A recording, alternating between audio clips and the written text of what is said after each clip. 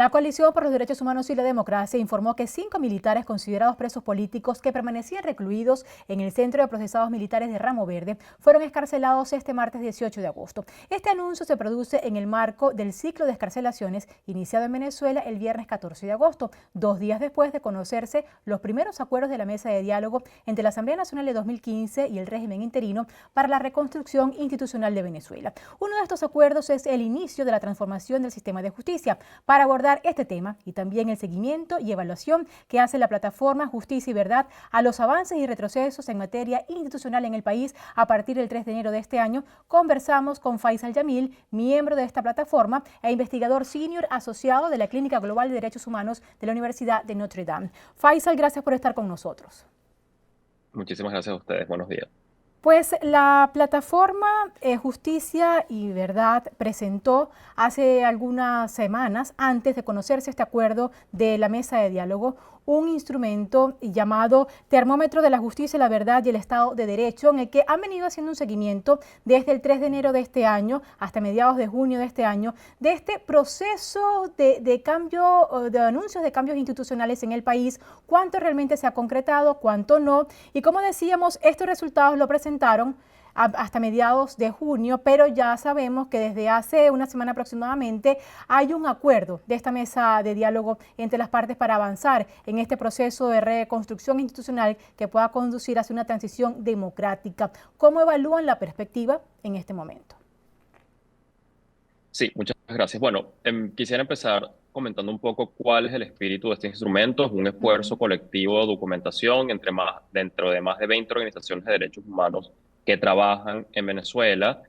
en el que quisimos mostrar una fotografía integral de la situación institucional del país luego del 3 de enero y los anuncios y avances políticos que se han dado en contraste con la implementación de una agenda de cambio estructural y reinstitucionalización en el país. Y parte del estudio, que incluye 4 pilares fundamentales, 15 indicadores clave y 10 recomendaciones o acciones urgentes, pues nuestra conclusión básicamente es que en Venezuela, a pesar de los anuncios y de los acuerdos que se están avanzando en materia política, todavía no se ha implementado un cambio que responda a la crisis de derechos humanos y que represente una transformación estructural del sistema en el que podamos efectivamente hablar del inicio de una transición democrática.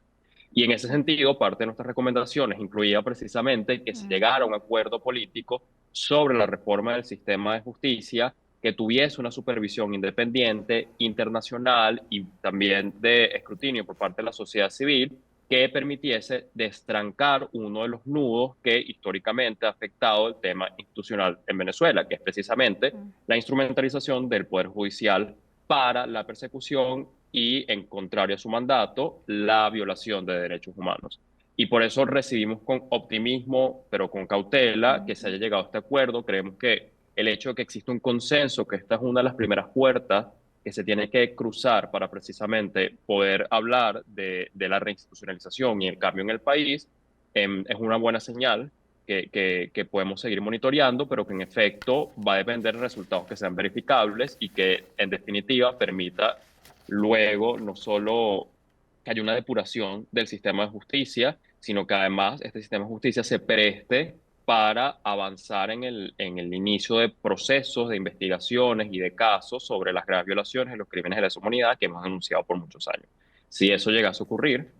pudiésemos en efecto entonces estar hablando de un paso determinante en un nuevo capítulo en nuestra historia como país. Pero digamos, este seguimiento, esta evaluación que ustedes iniciaron a partir del 3 de enero de este año con estos cambios que se produjeron como consecuencia de la acción de Estados Unidos y la captura de Nicolás Maduro, esta expectativa que se creó, ¿esta evaluación continúa en este momento? Esta entrega que se hizo hasta mediados de junio fue una primera entrega, pero esto va a continuar. Háblanos un poco acerca del el trabajo que se está haciendo. Sí, por supuesto. Bueno, esto es una plataforma de colaboración y de documentación colectiva que además funciona también para la incidencia nacional e internacional, en que tenemos un trabajo pues constante y permanente de monitoreo y documentación desde cada organización que forma parte de este espacio, así como otras organizaciones de derechos humanos que también colaboran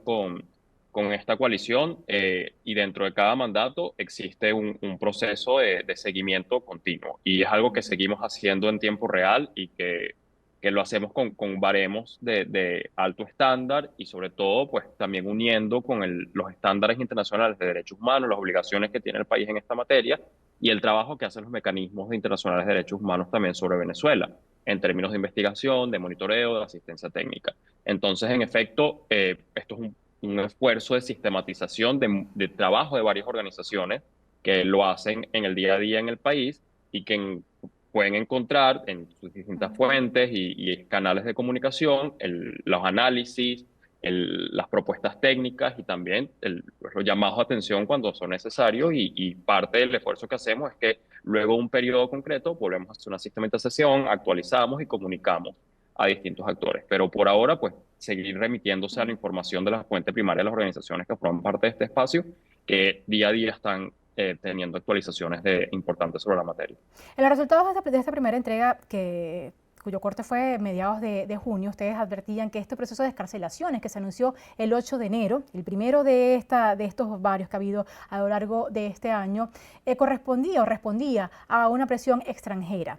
¿Cómo ven la manera cómo se ha venido desarrollando este mecanismo de diálogo, la forma como se constituyó esta mesa y cómo ven la participación de los Estados Unidos en este proceso? Bueno, es importante que todos los actores que están involucrados en este momento en el proceso de conducción del país tengan muy en claro que el norte que Venezuela necesita es una reinstitucionalización que tenga en el centro los derechos humanos, la víctima y la justicia. Y esperamos que todos los actores involucrados, Estados Unidos, como los actores nacionales y cualquier otro que tenga algún tipo de influencia, tengan esto pues muy presente y entiendan que la complejidad de la crisis multidimensional de Venezuela tiene un origen institucional y de derechos humanos y que para dar respuesta y tener una estabilización sostenible y en efecto abrir los caminos para la transición democrática, esto tiene que ser parte de la agenda y no puede quedar de lado. Y es lo que esperamos de este espacio de diálogo que se ha abierto el 1 de agosto y que esperamos que sea uno de los canales que permitan destrancar un poco la tensión institucional que existe en el país. Porque en efecto, bueno, esto es un tema que responde a un sistema que se construyó para reprimir, oprimir y suprimir libertades. Y lo que se quiere es que Venezuela pues, supere ese capítulo y quienes hayan sido responsables de estas atrocidades que están muy bien documentadas e incluso califican como crímenes de lesa humanidad y graves violaciones de derechos humanos, no solo cesen, sino que sean investigadas en pro de la verdad que se necesita contar, pero sobre todo la justicia y la reparación que las víctimas están pues acreditadas a obtener. Y solo así Venezuela va a poder avanzar al camino que todos necesitamos, porque se va a enviar un mensaje de que este tipo de acciones no se volverán a repetir y la impunidad dejará de ser la regla general y se convertirá en una excepción, porque lo que tendremos es un país con instituciones y autoridades que investiguen este tipo de crímenes y de graves violaciones y en efecto pues también haya justicia y verdad. Y es lo que esperamos que sea parte de la conversación de este diálogo y en que se desencadenen las excarcelaciones, porque si bien nosotros celebramos y creemos que es pertinente este reencuentro familiar que ha habido con las personas que han sido detenidas por razones políticas, ello no es suficiente porque necesitan libertad plena. Muchos de ellos siguen sometidos a medidas sustitutivas y medidas cautelares, de modo que no se les ha eximido su proceso penal y su investigación, y muchos otros siguen todavía detenidos. Y nosotros estamos conscientes de que esto se puede terminar a través de una decisión política.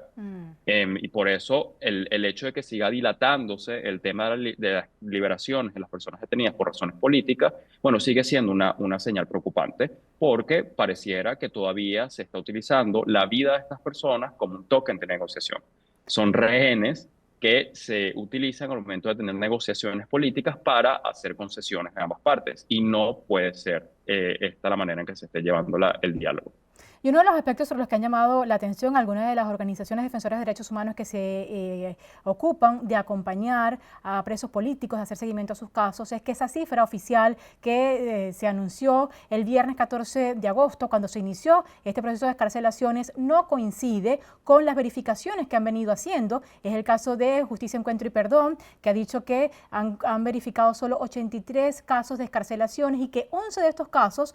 no corresponden a personas que estén en la lista de presos políticos. Foro Penal ha dicho que solo ha verificado 78 casos de este tipo. Es decir, todavía hay un número de personas allí que con oportunidades anteriores permanecen tras las rejas, aun cuando el número que se puso sobre la mesa fue mayor, Faisal.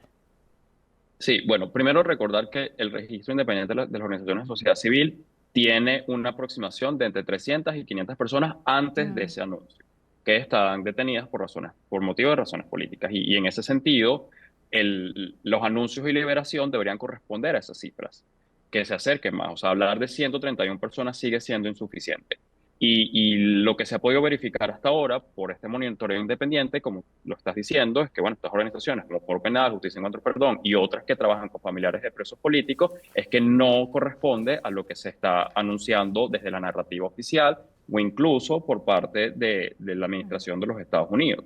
Y precisamente, si sabemos que esas son decisiones que están tomando en el marco de una negociación política, una misma decisión política puede definitivamente decretar que estas personas sean liberadas, porque bueno, son procesos oficiados, son procesos que tienen una naturaleza de origen político y pueden también ser resueltos a través de una acción política.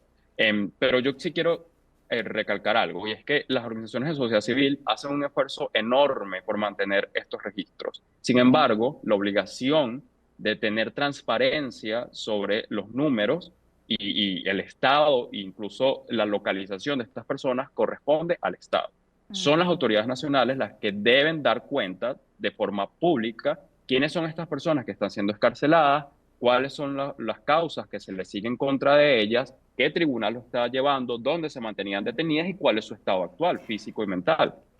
Transparencia, que es también una demanda que hacen las organizaciones defensoras de derechos humanos y también familiares de detenidos de presos políticos hasta el momento. Lo han venido haciendo y lo han reiterado en esta oportunidad.